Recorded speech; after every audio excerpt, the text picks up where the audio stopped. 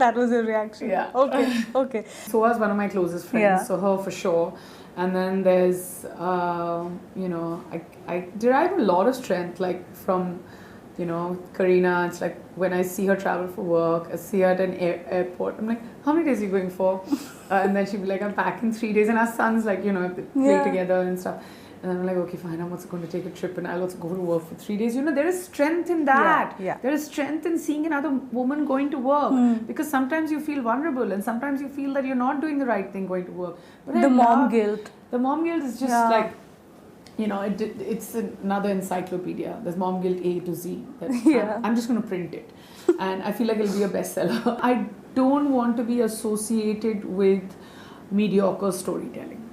Because I feel that a small or a large part of me is coming back. And I'm very excited. And I have the same excitement I had before I signed, say, Qayamat, my first film. Yeah. It's 20 years, by the way. 20 years. It's 21 years today of Sing is King. Wow. Yeah. So I'm just saying, so that's how much time I've spent doing this. So for me, mediocre storytelling is a deal breaker. Who's the most fuss-free Bollywood mother you know? Me. Okay. And 100%. Okay. Between you... I get it from my mom. Oh my God, I'm 100%, that's me. Hi Neha, welcome back to News 18. Thank you very much. How are you? I'm good, thank you. Great. So Neha, Freedom to Feed, you launched it in 2019, yes, if I'm not wrong. Yes. So you recently hosted an event. There was a live session also that you did with your colleagues who are also mothers. From 2019 to now, 2023, do you think something has changed, related to the stigma around breastfeeding? I feel that a lot has even changed. So we had our daughter in 2018. Yeah. And then I came up with Freedom to Feed. And the intention was never to let's expand this or let's, have an on-ground event in 2023. Like we didn't think about it, or there's no we, but I didn't think about it like with a large plan. But the biggest plan was the conversation. And that's what we were doing back then when I put it up, and there were multiple moms who were friends, and they're like, hey, we want to share our breastfeeding journey, or we want to share our pregnancy journey. And I was like, if you go back to the page and you see in 2019, there were just these beautiful pictures of mums feeding, holding babies, and that right up top, and sharing their stories. And here we are, and then even then mums spoke about how, there were kids who were born with special needs, or how the mums went through IVF, or the struggles they had as far as feeding was concerned. And I was like, this is an important conversation. Then we started getting bigger, and the conversation started getting like, now we have experts who talk about everything from like dental care to child psychologists to pediatricians. When there's in the midst of pandemics, in the midst of both the lockdowns, we were constantly having conversations about screen time, or COVID, and can you breastfeed during COVID, and what happens if the mother tests positive and the baby is okay, what can you do? So we were answering some very important questions up until now. When I'm talking to you, or yesterday, or a conversation we had 2 days ago with women who have voices, or mothers who want to share their stories, we're trying to make a change via these conversations, and that's what we do on Freedom to Feed. Yeah, great. Such a fabulous initiative, and that needs to be spoken so much more about. Thank you for doing this for us, it makes so much, I know that I can reach out to all of you, and I know that you will be there when I have a film coming out, because there are multiple layers, and that's what you all do. But to come forward and support me, like yesterday also I was overwhelmed to see the press showed up, and there were microbloggers and influencers and mums, and the one thing we had in common is that yes, we want to take this conversation forward, we want to amplify it, because here's a person who's trying to do something. And I feel like when you have your heart in the right place, and as mums we always have our heart in the right place, even when we're scolding our child, you know that people will come and support you. That's right. That's great. So you had a live session with Bipasha, and with Dia also, I think. Yeah.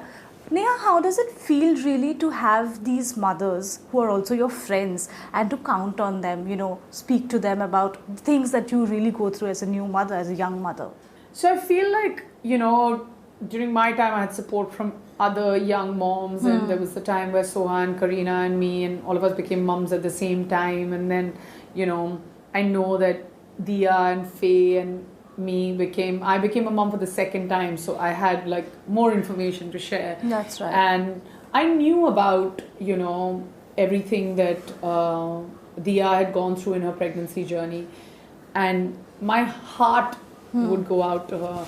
But I feel like her biggest story of strength is to be able to come forward and share it on a platform. She started with writing about it on her own, to then talking about it on Freedom to Feed. And that's what I'm saying, when you have that conversation.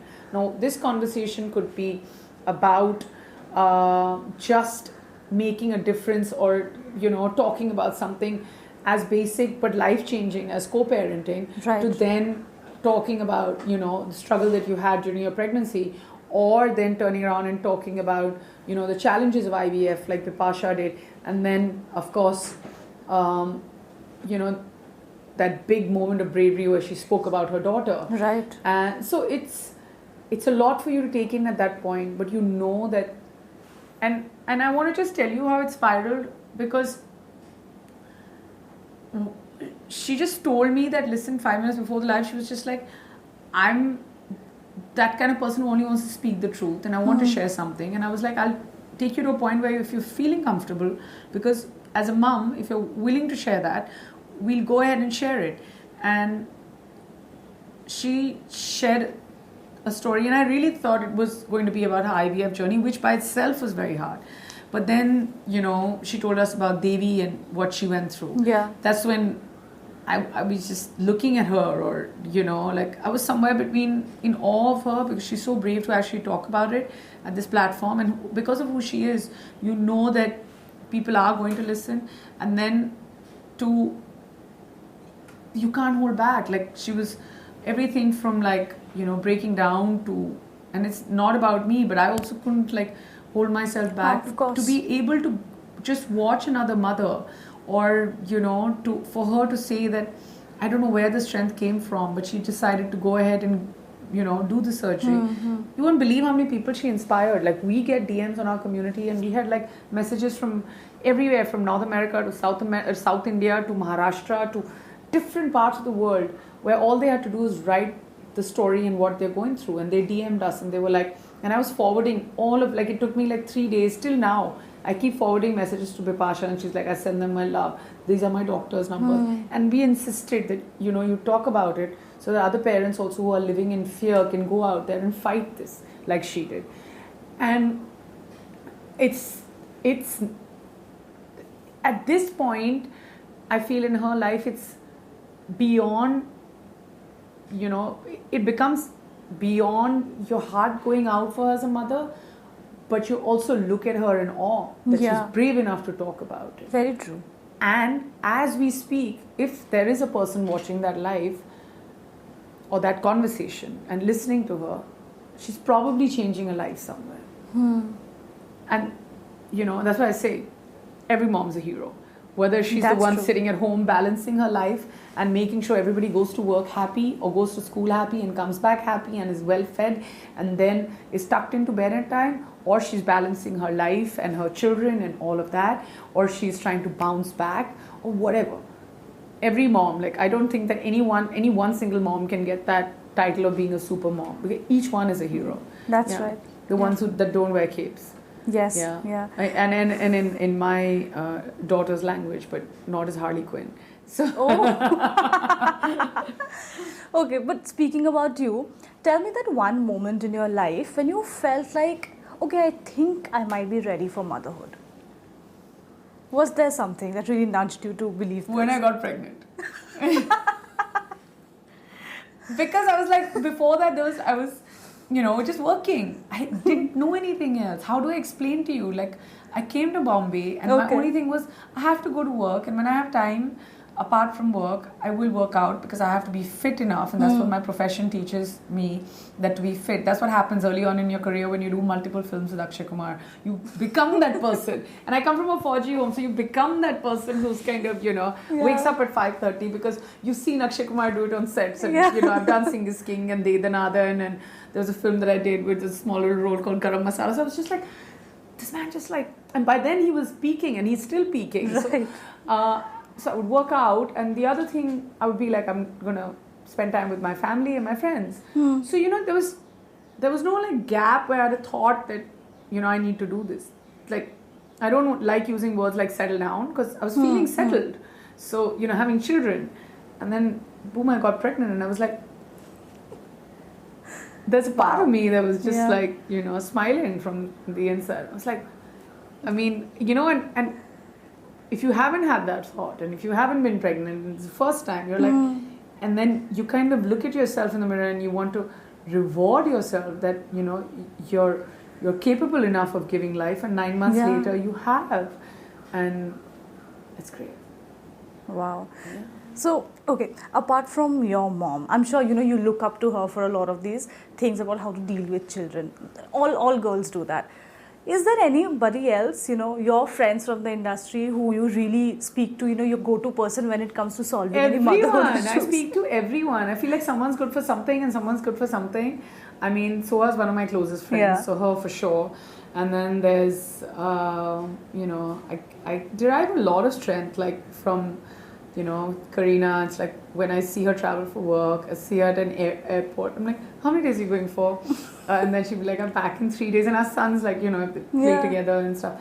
And I'm like, okay, fine, I'm also going to take a trip and I'll also go to work for 3 days. There is strength in that. There is strength in seeing another woman going to work.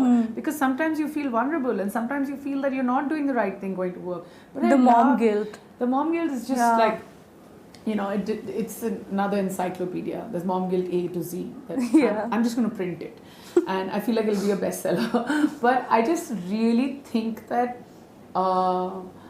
I derive strength. If there's a woman who bounces back, by that I mean bodily, and if I see her getting super fit, I feel very inspired that, hey, she's done it and so can I. So, I mean, I reach out and I'm not scared to reach out. And, I've reached out to moms for like something as small as, where did you get that diaper bag from? Because it looks really comfortable, like, or a baby carrier from, to then reaching out to moms for advice on, next steps, schooling, breastfeeding, everything.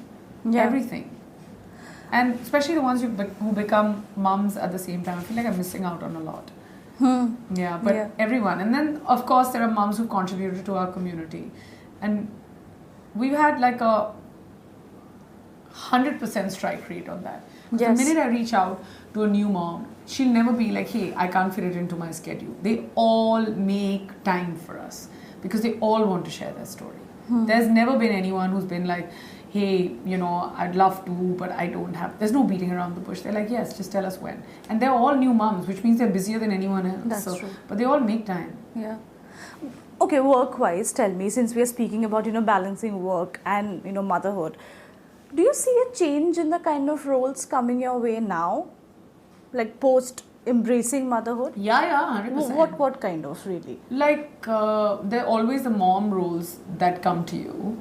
And, it's... strangely, nothing's changed for Angad. So, he hasn't got the dad roles yet. So... but... there's a quick shift that happens.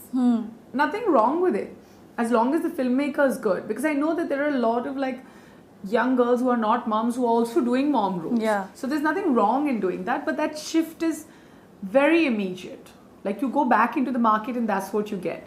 So like, and for me it was a conscious effort to, I'm doing a small little part in another show right now where and when they narrated the first 3 minutes, I was like, now there'll be like a kid that comes in. And there was no kid. And I was like, what? I'm not acting with a kid. And I was just like, I'm just going to do it. Because the whole day I'm doing this and there's nothing wrong with it. But, I feel like there's a shift. But we'll work around it. One way or the other, we'll work around it because I love this business. And you'll never find me saying, unless something really goes south, you'll never find me saying anything against this business because I'm still, after 20 years, I'm in awe of the way the business works. No, I'm sure. But don't you sometimes feel like, I still deserve, meteor roles. I still deserve to headline a narrative? No? I don't think that I still deserve. I think that it is going to happen. It's only a matter of time. Yeah. So, and how it's going to happen is on me. I need to bounce back. By that, I have a responsibility in front of the camera to feel mentally and physically fitter. Yeah. I have a responsibility to do well. I have a responsibility to actually, to myself. And right now, when both my kids have started going to work, I just have more bandwidth to focus on myself and my profession. Because earlier we had 2 lockdowns and, we've had 2 babies back to back. And now I know I will. So the only way I can do it is by not associating myself or shortchanging myself. Just because I'm coming back to work in a full-fledged way after 4.5, 5 years. So, that depends on me. Because when I get a role, my evaluation is still as a professional and as a mom. I'm like, is this worth it for me to actually leave my children and travel to, case in point, like Manali or somewhere in the mountains without any network for 20-25 days? Because when you're there, the only downside of our profession and the only upside of our profession is we don't have a routine. Because sometimes it's not like you need to get up and go every day, but sometimes you can rock up at 3 in the afternoon, but then you may not be sent home till 1 at night, till your shot is over. So you need to work around that. And I've been here long enough, I've worked enough, I've traveled enough to understand that this is how it works. And I'm fine. I'll make it work. I know that about myself. I have no doubts. I had doubts earlier when I was living my 4th trimester, when I was feeling more hormonal or when I was feeling all of that. But now I don't. Okay. And it doesn't come from a place of arrogance at all. It's not like तुमने मुझे नहीं लिया तो ये तुम्हारी गलती है. My place is there is great work happening. I have been associated with great filmmakers. I have friends in the business. One way or the other, if I reach out, it's going to happen. And I haven't started reaching out. Maybe why are you now? Now everybody knows. Okay, lastly, what's a deal breaker for you as an actor today? You mean while choosing roles? Yeah. Something that you do not want to do anymore. I do not want to do anymore. For me, I don't want to be associated with mediocre storytelling. Because I feel that a small or a large part of me is coming back. And I'm very excited. And I have the same excitement I had before I signed, say, Qayamat, my first film. Yeah. It's 20 years, by the way. Years. It's 21 years today of Sing is King. Wow. Yeah. So I'm just saying, so that's how much time I've spent doing this. So for me, mediocre storytelling is a deal breaker. Now that could be director or whatever. And it's not that, we didn't get the paycheck we were promised, or my name in the like I've had actors who've been like, iska naam agar mere naam ke aage nahi aayega, ya mera naam iske naam ke aage nahi aayega, to hum picture nahi sign karenge. I come from that era of credits ki aise hona chahiye, and I was just like, wait, what? Kar do, koi farak nahi padta. So that, I don't have any of those issues, but my thing is mediocre storytelling, because I have been associated with some films where I'm just like, what's going on once I reach the set? And then there's always this gut that tells you that, hey, don't sign this project because you shouldn't have. And I made that mistake in my 20s because the constant ask for me was, let's just keep working all the time. That's something I'm not going to do. I feel like pacing myself out, preserving myself, associating myself where, where the heart of the project is in the right place. I prefer that. And I feel like that is where my kind of sense of experience and maturity kicks in while making choices. Right. And I'm saying that I don't have many of those. Yeah. But I'm not saying I'm not getting the calls. Like this morning, I've gotten 2 calls and I've got these presentations and I'm like, but I'm getting the calls, but is it what I want to do? Maybe no. But will I be difficult if I get that call and be like, hey, we want you to do this? Not at all. I'm ready. I'm ready to dive right in. Great. Before we let you go in 1 minute, we're going to wrap as many as we can. This rapid fire questions. Oh my God, so okay. Scary, huh? Your firsts as a mother. All right. The first reaction when you saw Meher for the first time after she was born.